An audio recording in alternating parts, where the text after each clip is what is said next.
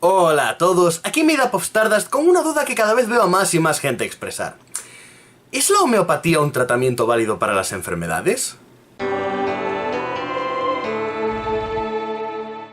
Bien, antes de empezar hay algo que tenemos que aclarar. ¿Qué es exactamente la homeopatía? Constantemente veo a gente llamar homeopatía a remedios herbales, medicinas hechas por métodos tradicionales asiáticos, caldos de hierbas y cosas por el estilo. Eso no es homeopatía. La homeopatía es un tipo de tratamiento que englobamos junto a los determinados medicina alternativa, sí, igual que esos otros dos. Pero que la homeopatía sea medicina alternativa no significa que toda la medicina alternativa sea homeopatía. De hecho, la homeopatía es algo muy concreto que debe cumplir varias condiciones para ser considerada como tal. ¿Cuáles son esas condiciones y por qué solo aquello que las cumpla se puede considerar homeopático? Hablemos sobre el origen de la homeopatía y todo quedará claro. La homeopatía surge allá por el 1800 de manos de Christian Friedrich Samuel Hahnemann. ¿Se pronuncia así? Yo lo voy a pronunciar así. Un doctor horrorizado por las prácticas médicas de la época. Y no sin razón. Varias de las cosas que se hacían en aquellos tiempos eran cuanto menos cuestionables. Otras directamente nocivas. También se salvaban vidas, por supuesto, pero estaba extremadamente lejos de la medicina que conocemos hoy debido a la enorme falta de conocimiento sobre biología, química, etc. El desconocimiento era tal que por aquel entonces las hipótesis más aceptadas dividían la composición del cuerpo humano en flema, bilis negra, bilis amarilla, sangre y carne y huesos, siendo una popular corriente de pensamiento que la enfermedad procedía de un desequilibrio entre todos estos componentes y que equilibrándolos de nuevo se sanaría el cuerpo. De ahí las famosas sangrías y demás que se hacían. El caso es que Hahnemann consideraba que tratar enfermedades en sí mismas podía dar lugar a futuras dolencias aún mayores, creyendo que los desarreglos del equilibrio del cuerpo los provocaban miasmas malignos en el ambiente. Especulo que quizás por su experiencia como doctor veía como gente que había sido tratada terminaba recayendo o poniéndose peor, y al no saberse nada en aquella época sobre limpieza adecuada de instrumental quirúrgico y demás, concluyó que quizás tratar la enfermedad llevaba al miasma a profundizar sin darse cuenta de que o el tratamiento no era bueno o estaban contaminando el paciente al abrirlo y manipularlo. Como decía, Hahnemann propuso la idea de que tratar los síntomas y no la enfermedad evitaría la profundización de los miasmas malignos, al tiempo que el paciente recuperaría su calidad de vida y ya luego la enfermedad en sí se iría sola. ¿Pero cómo tratar los síntomas? Bien, aquí viene lo importante de la homeopatía, lo que la diferencia de todo lo demás. Hahnemann creía que cuando una persona sana tomaba una medicina, ésta le producía los síntomas de la enfermedad que dicha medicina curaba. Básicamente, cierta corteza se proponía como remedio para la malaria, él la tomó estando sano y sufrió fiebre, temblores y otros síntomas similares a los que produce la malaria, así que se convenció de que este sería el caso con todo remedio y toda enfermedad. Esto lo llevó a concluir que, como la cura de una enfermedad causaba sus síntomas en una persona sana, cualquier cosa que causase síntomas similares a los de una enfermedad en una persona sana, debía eliminar dichos síntomas en una persona enferma. Así pues, si el catarro produce moqueo en la nariz y ojos llorosos en los enfermos, y la cebolla produce moqueo en la nariz y ojos llorosos en los sanos, la cebolla elimina los síntomas del catarro en el enfermo. Hasta aquí tenemos varios problemas ya. No creo que haga falta profundizar en todas las falacias que he ido cometiendo, pero vale la pena recalcar que no todo remedio causa los síntomas de su enfermedad correspondiente. Por ejemplo, si tomas aspirina cuando no te duele la cabeza, no te empieza a doler. Y está más que demostrado que no todo lo que causa síntomas de alguna enfermedad es a la vez cura de la misma. Si me como un chile picante me dolerá la garganta igual que si tengo faringitis, pero si tomas un chile picante teniendo faringitis, lo más probable es que te causes daños a los tejidos o se te cierre el conducto y no puedas respirar por la inflamación. Pero continuemos, quizás aunque la base sea errónea, de pura suerte lo siguiente sí ayude al enfermo de algún modo.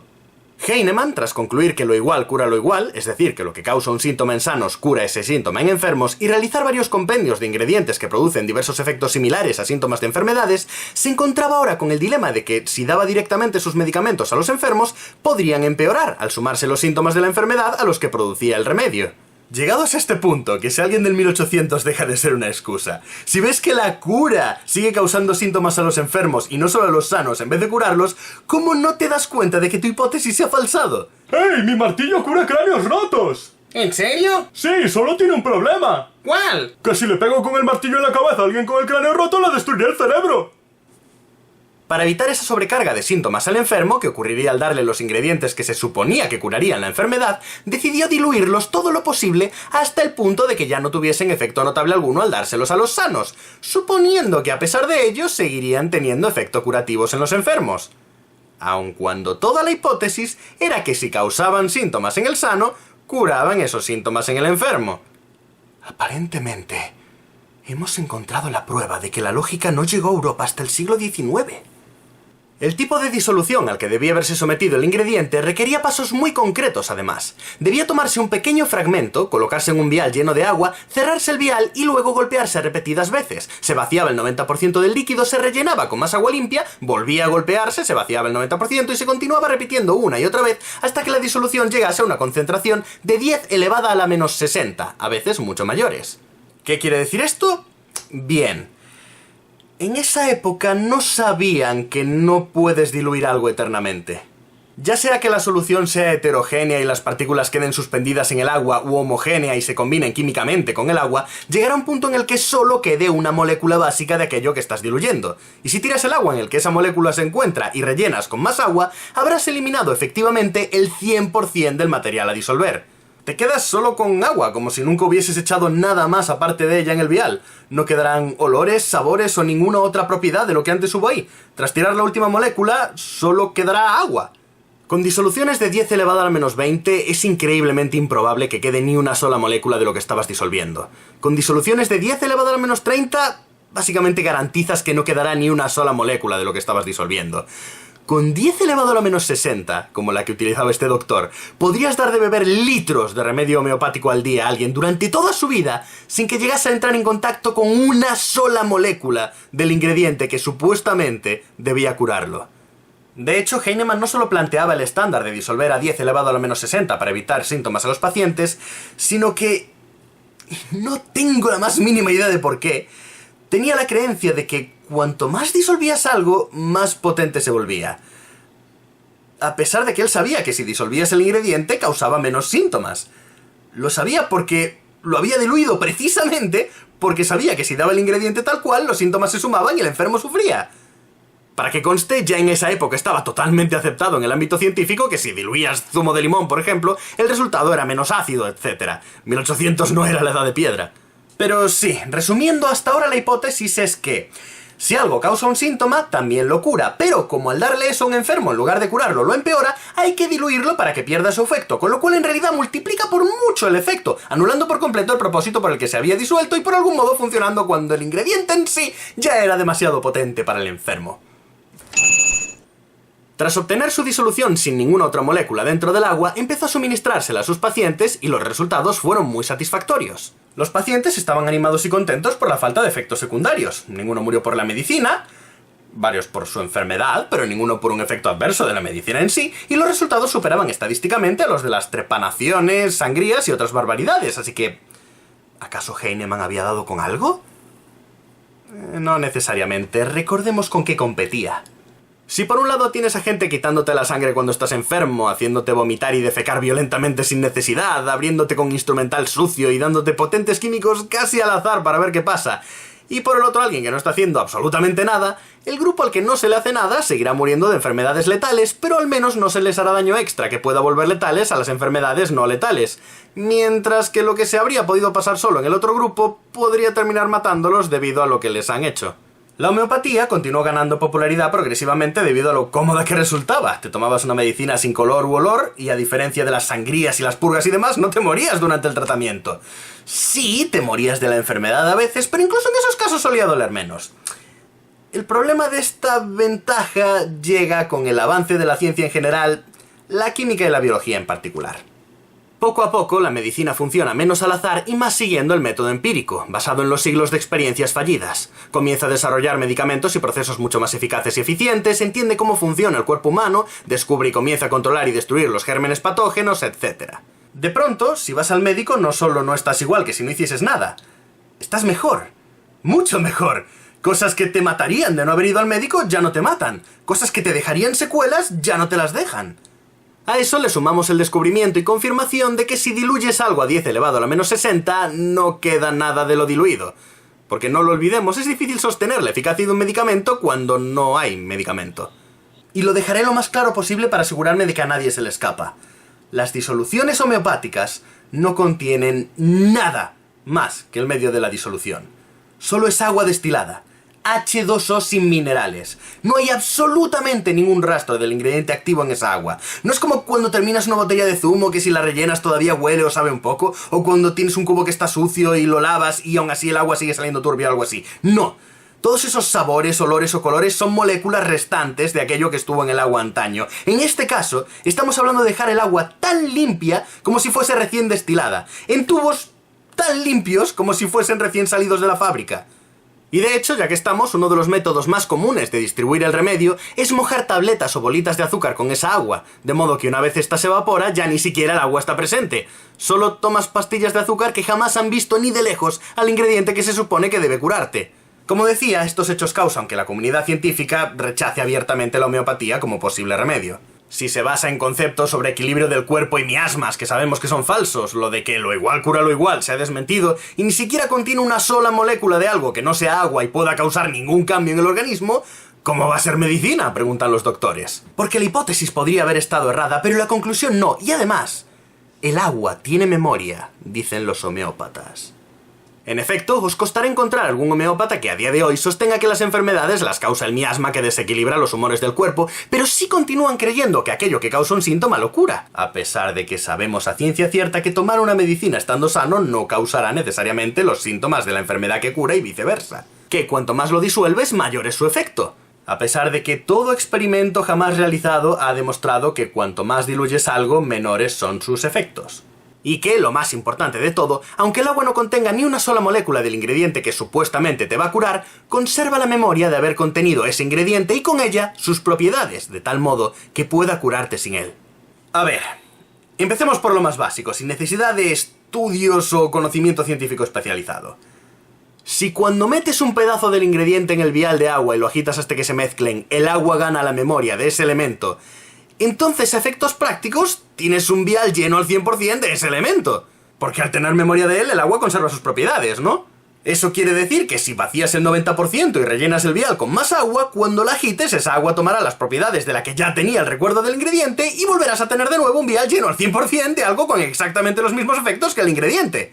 Sería lo mismo tomar un gramo de agua en el que se disolvió cebolla que tomar un gramo de cebolla. Por muchas veces que lo disuelvas, si el agua tiene memoria, siempre acabarás con un vial lleno al 100% del ingrediente. Esto anula por completo la idea de que cuanto más disuelves algo, más potente es. Si ese es el caso, ¿por qué hacer que todo el agua gane su memoria agitándolo? Así en realidad aumentas la cantidad de ella que hay en el vial. Dejando ese enorme problema de lado, pasemos al fenómeno en sí. ¿Tiene memoria el agua?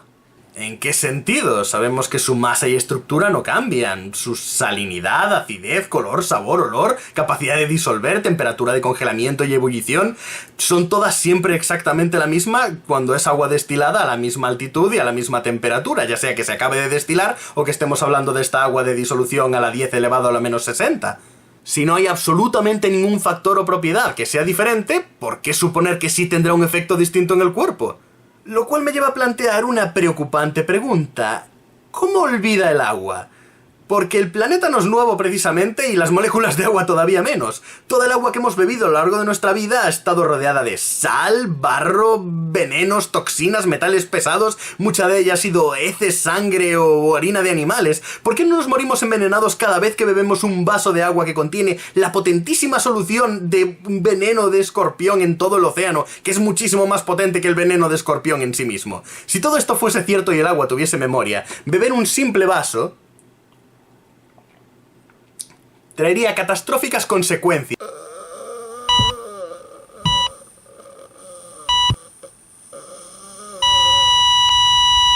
Y no solo eso, ¿qué pasa si el agua que se está usando ahora para hacer una medicina homeopática se había usado hace 100 años en otra medicina homeopática? ¿No podría eso causar algún problema?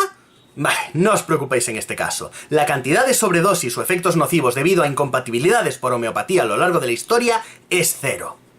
El hecho de que por muchas que tomes nunca te harán daño y que por muchas distintas que tomes a la vez ninguna compatibilizará mal con otra, se ha usado en múltiples ocasiones como defensa de la homeopatía frente a la medicina, en la cual sí puedes enfermar si tomas muchos medicamentos o algunos incompatibles a la vez. Pero según yo lo veo, si tomes las que tomes del modo en que las tomes nunca te harán ningún efecto, quizás es que simplemente no tienen efecto. Pero dejando de lado que parezca tener sentido o no, ¿qué dicen los experimentos? Que es lo más importante. Por supuesto, se han llevado a cabo varios experimentos acerca de la posible memoria del agua a lo largo de las décadas. Hasta el día de hoy, tan solo uno de ellos mostró la más mínima posibilidad de que el agua tuviese memoria. Por desgracia para los homeópatas, ese experimento no se realizó en doble ciego, es decir, que a diferencia de cómo se debe hacer en las investigaciones, con el científico que estudia y mide resultados ignorando qué está midiendo para evitar que consciente o inconscientemente llegue a una conclusión deseada en lugar de a una totalmente imparcial, ese experimento se realizó sabiéndose siempre qué se medía y las implicaciones de cada medición para la hipótesis. Como eso no tiene ningún valor en ciencia, cuando se les hizo repetir el experimento sin que supiesen qué medían para que no pudiesen influenciar los resultados, de pronto estos ya no apoyaban que el agua tuviese memoria. De hecho, lo desmentían. Y sí, muchos otros grupos intentaron también replicar ese experimento por su cuenta y ninguno de ellos fue capaz de determinar que el agua tuviese ningún tipo de memoria. Y ya en serio, aunque el agua sí que tuviese memoria, ¿en el momento en el que la metes en azúcar y se evapora, no se eliminaría también la memoria del agua en ese momento? ¿O puede darle su memoria a otras cosas cuando se evapora encima de ellas? ¿Cómo funciona esto? ¡Pero Stardust!, dirán algunos. ¿Qué importa que tenga sentido científicamente o no? ¡El caso es que funciona! Y efectivamente, el que algo tenga sentido o no en base a nuestros conocimientos actuales es menos importante que el fenómeno en sí mismo sea observable. Por tanto, si la homeopatía pudiese demostrar estadísticamente que tiene un efecto en los pacientes más allá del que tiene el placebo, quedaría claro que hay algo ahí que todavía no entendemos. Pero claro, ¿lo tiene? Antes de continuar, debemos aclarar qué son el placebo y el efecto placebo. Un placebo es una falsa medicina. Es algo sin ningún efecto notable que le das a un enfermo mintiéndole, diciendo que es un remedio eficaz. Generalmente se trata de paletas o bolitas de azúcar. Sí, ya lo sé, no se me escapa la ironía, sigamos.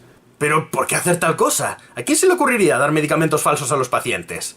Bien, a lo largo de muchos años dando medicamentos, los doctores se dieron cuenta de que a veces una medicina demostraba a posteriori no ser eficaz químicamente, a pesar de que en su experiencia había ayudado a pacientes a sanar.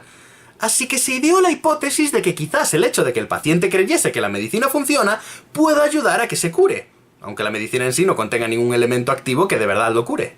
Utilizando pastillas falsas de azúcar, placebos, se administraron dosis a enfermos de una misma dolencia, dejando a otro grupo con la misma sin medicina alguna.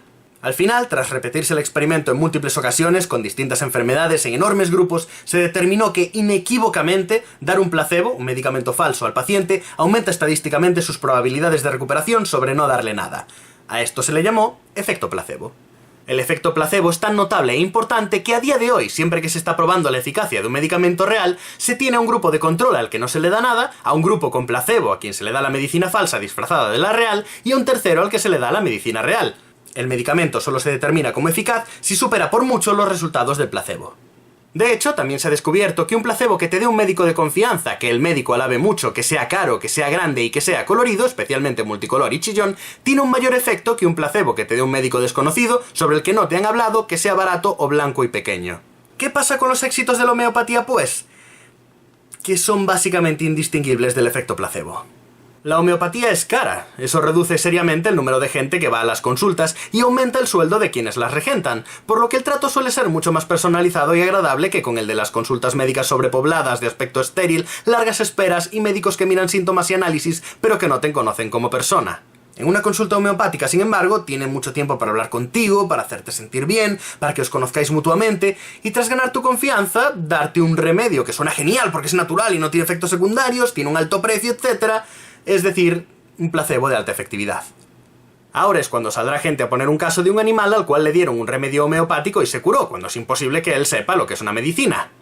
Veréis, el estudio de placebos en animales todavía no se ha explorado lo suficiente, y aún así ya parece haber indicios de que si le das algo a tu mascota para que se cure, tiende a curarse más que si no le das nada, aunque lo que le das no tenga efecto, pero no merece la pena centrarse en eso. Porque la ciencia es repetible. No sirve de nada decir, Hace 10 años le dieron una medicina homeopática a un caballo y se le curó el cáncer de hígado. porque ¿por qué no se le cura el cáncer a todos los caballos? ¿Por qué no se le cura el cáncer a todos los humanos ya puestos? No es una medicina química, da igual a quién se la des, nunca va a haber efectos secundarios, así que ¿por qué no usar esas medicinas en humanos si funcionan? Solo hay casos anecdóticos de dudosa fiabilidad y nunca repetibles. Si tienes 100 personas con cáncer y les das la radioterapia o quimioterapia asociadas a ese tipo de cáncer que tengan, un porcentaje superior al 90% sufrirá una reducción de dicho cáncer. Si tienes 100 personas con cáncer y les das homeopatía, alguna puede que mejore un poco, otra puede que se quede igual, otra puede que empeore un poco, pero al final casi todos se morirán de metástasis igualmente. Nunca se obtiene un mayor resultado que con placebos. Algunos se cura por remisión espontánea, lo cual también pasa en el placebo reconocido, ausencia de tratamiento y quimio o radio también, pero la mayoría se quedan igual o empeoran. Solo la medicina real posee resultados consistentes y repetibles. Si a veces se curan y a veces no pasa nada, es que lo que les das tiene poco o ningún efecto. Y este es el motivo por el que estoy haciendo este vídeo. No me gusta que la gente pague por algo que no funciona, pero si simplemente les diese tranquilidad y el bonus del efecto placebo al mismo tiempo que usan la medicina real, quizás podría dejarlo pasar. Pero es que hay gente que deja de tomar medicina real por tomar homeopatía. Hay gente que no puede pagar medicina real porque está pagando homeopatía. Hay gente que está muriendo de enfermedades que podría curar con medicina real porque está tomando homeopatía. No creo que la mayoría de homeópatas sean timadores. Su producto no funciona, desde luego, pero creo que ellos de verdad piensan que lo que hacen ayuda. Al fin y al cabo, pensadlo, tienen muchísima relación con sus pacientes, más que la mayoría de médicos. Tendría que ser monstruos para tener tanta relación con alguien y a sabiendas decirles que tomen tabletas de azúcar en lugar de quimioterapia o algo así, que sí que los podría curar. Pero aunque ellos también sean víctimas del engaño, no quita que siga siendo falso. La homeopatía es un despropósito. Nuestro cuerpo no enferma por desequilibrios de las flemas, no existe el miasma maligno que se nos mete dentro y profundiza más cuanto más te intentas curar, tratar síntomas no siempre es la solución a una enfermedad, lo igual no cura lo igual y el agua no tiene memoria. Ni mucho menos se puede transmitir esa memoria a tabletas de azúcar. La homeopatía es literalmente placebo. Pastillas de azúcar que vende cara a su médico en el que confías. Es el mejor placebo del mundo, pero el mejor placebo del mundo sigue siendo peor que cualquier medicina real. Sé que cada vez está más de moda la medicina alternativa, pero no lo olvidéis. Medicina alternativa es como llamamos a aquella que nunca ha demostrado funcionar. Cuando la medicina alternativa demuestra funcionar, empezamos a llamarla medicina. Espero que este vídeo os haya ayudado a tomar mejores decisiones acerca de vuestra salud y la de vuestros seres queridos. En cualquier caso, pasadlo bien y recordad, somos polvo de estrellas. Demostradlo siendo brillantes.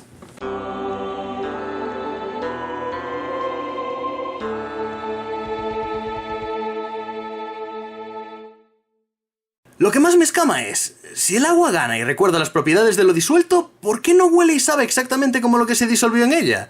¿Solo recuerda algunas propiedades y otras no? ¿Por eso todas las mediciones la muestran como agua destilada normal, pero de algún modo guarda la capacidad de curar de ingredientes que no son curas para la enfermedad para empezar? ¿Y cómo sabe el agua que debe conservar esas propiedades y no otras, como el sabor, color, olor, etc.? ¿Siempre recuerda las mismas de todo ingrediente, aunque este cause síntomas por diferentes motivos químicos o cómo? ¿Y puede transmitir esas propiedades en serio al azúcar, aunque ella se una químicamente a otros compuestos o se evapore, etcétera? ¿Cuántas preguntas básicas sin respuesta? Ojalá los homeópatas hubiesen tenido siglos para estudiar su propio campo e intentar responder alguna. Ya sabéis, como hacen los científicos y eso.